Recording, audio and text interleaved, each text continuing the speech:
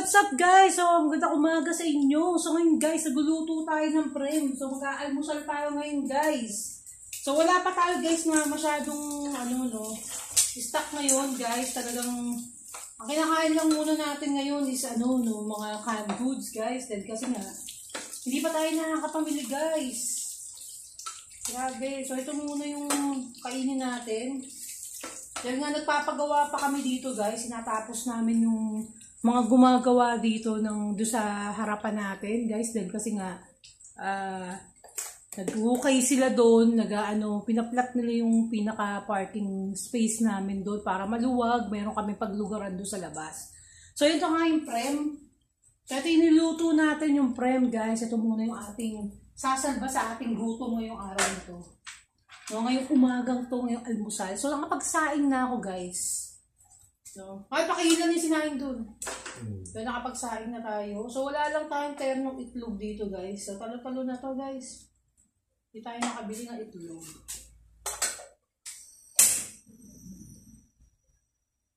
So, ito nakita nyo, napakaliwanag, guys. Kasi, guys, meron tayong natural lights, no, guys. Itong ating glass block dito sa gilid. No, buti na lang pinalagyan ko siya, guys. Kasi, instant liwanag na siya. Hindi na natin kailangan gumamit ng ilaw, di ba? Talagang natural light talaga siya, guys. Natural. I like natural. Like natural beauty. Everything. Okay? So, ito na nga, guys. So, muta-muta pa ako. Hindi ko na nakuwang maghilamos, guys. Pagagising ko, minom na ako ng ginger, lemon. Yun. Hindi ko na nagawang maghilamos, guys. Pambira. Luto agad. No, kasi pagkainom mo kasi ng ginger, lemon, guys, as in talagang magugutom ka na. After no, makainom mo, no? Kaya kailangan, pagkainom mo, meron na nakaready pagkain, guys. Yun yung pakiramdam niya, guys. Kaya, dapat na ready na agad yung pagkain. Yun. So, ang kinagandahan lang sa ginger lemon, guys, talaga, na detoxify tayo, guys. Spell detoxify. Sorry. Detoxify. Diba, ganun lang yun, guys. So, naipon, guys, ang ating mga video. No? Sobrang naipon na, guys, yung mga video ko na hindi ko pa na-upload, guys. So, saan yung mga previous videos natin, guys? Panoorin nyo, guys, no? Parang awa nyo na. At mag-comment naman kayo, guys, para nalalaman natin. Binabalikan ko yung mga channel nyo, guys, diba? Diba? At tayo yung magtulungan. Mag-subscribe kayo sa channel ko, guys, no? Sa mga hindi pa subscriber dyan. So, subscribe na kayo. So, yan. Ready na ang ating fudang. Fudang for today. This is our fudang. So, yan. Gusto ko yung guys. Ang ganda tong pan na nabili ko, guys. Sobrang ganda yung nabili ko na sale sa member, sale sa, guys, sa SNR. Itong ating pan. So, makakapagluto na tayo, guys, ng pancake. No, kung gusto natin magluto ng pancake, pwede na tayo magluto ng pancake. Pero wala pa tayong time para magluto ng pancake. Kaya sobrang dami pa natin ginagawa, guys. So, yun. So, kahapon, guys, sobrang medyo stress yung mga araw natin kahapon, guys. Ang aga kong nainis. Diba? Dahil nga, yun. Kausap natin yung gumawa dito sa bahay natin, guys, no? Merong mga back job na kailangan tapusin, na may kailangan ayusin. So, medyo may mga palpak siyang ginawa, no? So, naintindihan naman, medyo nag-sad story pa nga. Nag-sad story pa nga yung foreman ko. Kasi wala nga daw siyang pambili ng bigas para sa pamilya niya. Ganun. So, kailangan natin tayong mag-adapt nun. I-adapt na lang natin kung ano, diba? So, kailangan tayo na lang talagang nun. Diba? Umintindi doon sa mga tao. Diba? Na naging maayos ka naman sa kanila, nang pakikitungo mo sa kanila, hindi ka naman nagkulang, pero bakit ganun yung ginagawa nila doon sa mga, nila, diba? Yun. So, kung tutusin, maganda naman yung ayos ng bahay, kaya lang, guys, talaga na hindi nakakairita lang talaga na, alam mo yung maiisahan ka. Di ba na, ina-expect mo yung ganong kaganda. Ina-expect mo yung materials na ilalagay niya. is talagang materials webless talaga yung may lalagay mo. Kaya hirap doon sa mga tao na akala nila first time mong nagpapagawa. No, akala nila na wala kang alam sa pagbili ng mga materials, no, di ba? Na tatanga-tanga ka na hindi ka, di ba? Parang, di ba? In a way na pinagmumukha kang tanga, di ba? Tulad na yung pintuan namin, hindi niya nilagyan ng hamba, guys. Saka nakakita nung na binayaran mo ng buo yun na may pambili. Diba? Na may pambili sa kanya, na sa kanya yung pambili. Pero yung hamba, hindi niya nilagay, guys. No? Pero ngayon daw, yung screen, tapos pati yung screen door namin, wala. Yung sa sliding. Pero ngayon daw, baka daw dalhin yung screen door, ikabit daw yung screen. Yung screen doon sa window pala. Kakabit daw ngayon. Tinawag daw niya doon sa pinagbilan niya. Ganun. Diba? Oo. Tapos ito guys, itong patungan ko na to, binayaran ko sa kanya guys ng, yan, binayaran ko sa kanya ng 3,500 or 3,000. Binayaran ko sa kanya. Pero ang nilagay niya guys, Diyos ko, kahoy lang guys na good lumber. Ang tawag naman, coco lumber. Hindi, mali. Ano? Good lumber. Good lumber ang nilagay niya, na pinagduktong lang niya. Diba? So ito, wala akong masyadong malagay dito guys, no? Dahil sobrang kitted. Diba? Hindi ko man lang mapagpatungan ng mga tupperwares. Diba na malalagay kung malalapad na may ilalagay natin. Diba? Bitin. Diba? Ang reason out niya sa akin, meron doon due date. Of course, meron due date. Dahil nga, syempre, pakyaw yan eh. Diba? Kaya nga tinawag na pakyaw. Pinakyaw nila yung paggawa dito. Natural, may due date yun. Diba? Oh, may due date talaga yun. Eh kung arawan yan, maiintindihan kita. Diba? Sobrang maiintindihan kita doon. So yun nga, ganun. Tapos to yung cabinet. Yan, yung cabinet. Sumasadsad. Tapos hindi pantay-pantay, may nakalabas. Dapat yan nakapaloob. Tapos yung tiles ko, kulang sa grout. Alam mo yung ganun. Lahat ng ginawa niya, hindi tapos. Diba? Nailagay nga niya, pero hindi niya tinapos. Diba? Oo. Diba? Sobrang bait na natin. Sobrang na yung pakikisama natin sa kanila, pero sila, nagkulang, alam mo yon. Diba? Inuunawa natin yung sitwasyon nila. Diba? Doon tayo sa pag-unawa eh. Pero dapat, pag once na bayad yan, diba? Kahit ano pang due date yan. Para ka lang sa eskwelahan, pag may project kayo. Diba? Ganun lang yun. Pag may project kayo, diba? Submit mo ng ganung may due date kayo. Diba? So, kailangan mong gawin ng tama at ipasa mo ng tama yung project mo. Diba? Hindi yung magpapasa ka ng project na kulang-kulang. Ganun lang yun. Ganun kasimple. Diba? Ako tatamad-tamad ako nung nag-aaral ako pero alam ko yan.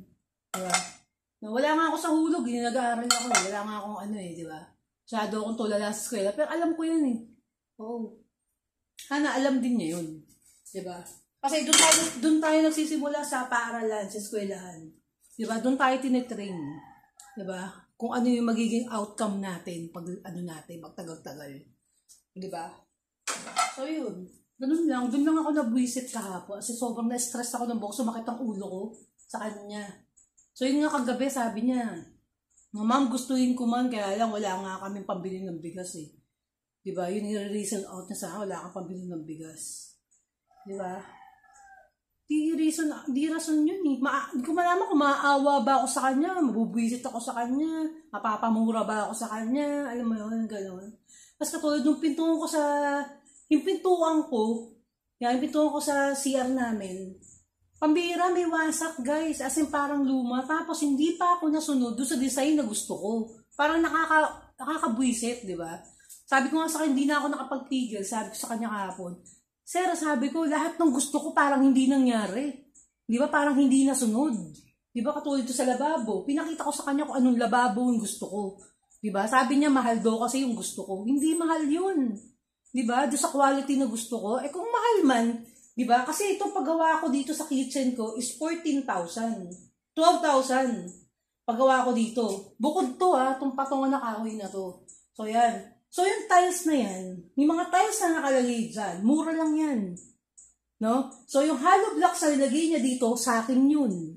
Malamang sa akin yun, yung mga exang hollow blocks ko dyan, hindi na siya gumastos. Sa hollow blocks. Di ba? Kung di ako nagkakamali, di ba? Baka may mga extra. Kasi may extra pang hollow blocks, guys eh. Ando sa kubo na pinagawa ko eh. No, may extra hollow blocks dun sa kubo na pinagawa ko. Kaya yun yung hollow blocks na nilagay niya malamang dun, guys. So yun na, ganun na nga, di ba? Hanggat sa makaka-isa ka dun sa tao, talagang gagawin mo yung diba? Paikot-ikot ka, di niya na masagot, wala na siyang maisagot sa akin na ano. Kasi ako, hindi mo ko kayang paikutin.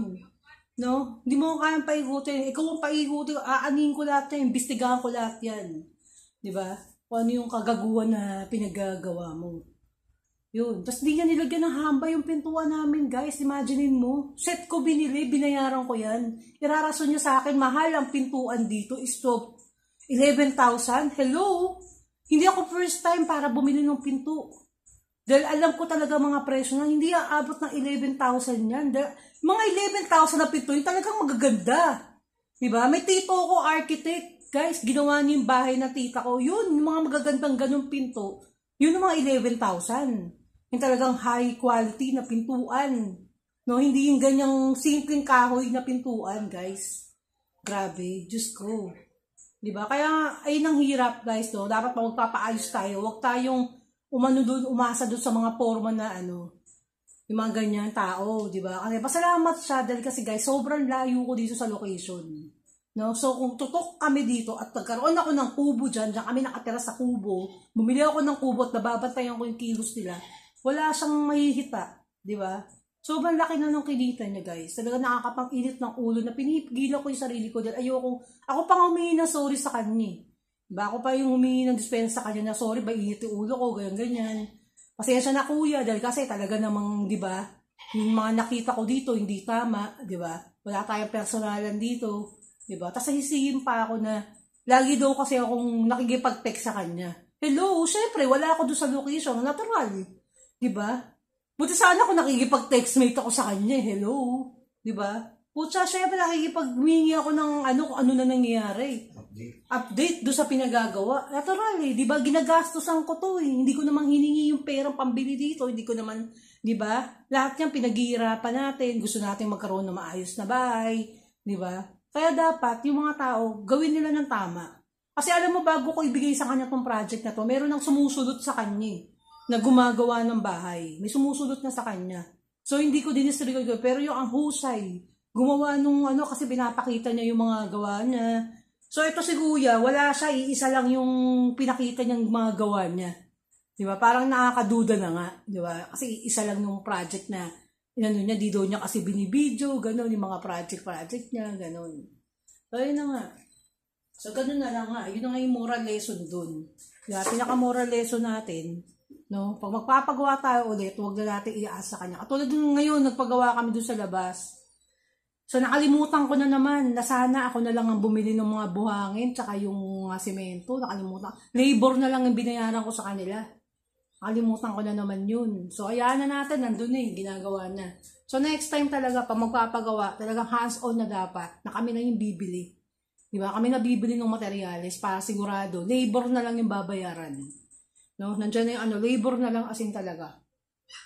Ayun, kumain na ako ng pen, guys. Nagugutom na ako. Nasaan yun yung kanin namin. Ready na yung kanin namin, guys. So, nakwento ko lang, guys, sa inyo. Kasi kung sakali magpapagawa kayo, dapat maging wise tayo. Diba? Dahil sobrang dami na talaga, guys, ng mga manloloko ngayon, ng mga nananamantala talaga ngayon. Sa hirap ng buhay. Diba? Sana lumaban sila ng patas. Diba? Kasi lahat naman tayo nahihirapan Diba? Lahat naman tayo may mga pinagdadaanan. Kung may mga pinagdadaanan sila, diba? Hindi na lang nila yun. Huwag silang, manglamang ng kapwa nila. Huwag silang manloko. Gawin nila ng tama. Kung ano yung binabayad ng tao, ng mga customer nila, gawin nila ng tama. Bigyan nila yung tamang serbisyo para doon. Diba? Para patas lang, walang samaan ng loob. Diba? Ganun yung labanan, diba? So ngayon, ang hirap talagang magtiwala talaga sa mga tao ngayon. Diba? Betras na pinakikita mo sila ng mabuti, yung binabalik sa'yo hindi maganda. Diba? Yung talagang tayo po yung mag-a-adjust. Kaya nga, ipagdasal na lang natin yung mga ganun na talagang ilayo tayo, diba? No? Makaano pa naman siya, guys. Sobrang maka-religious nila. Diba? member pa siya ng isang ano na, di ba? Ganon. Tayo talagang laging mag-uunawa. Ang hirap eh. Na ikaw na lang yung laging mag-uunawain mo sila. So yun na, gugutom na ako. Ready ko na yung aking prem, tsaka itong aking maywagang suka. Suka na masarap ito. So talo-talo na yan guys, no? Itong almusal namin. So ito na nagtatapos ang aking vlog ni Amore Vlogs, patay gutom. So sana kumain na rin kayo dyan na masarap yung mga niluluto araw-araw. Babu.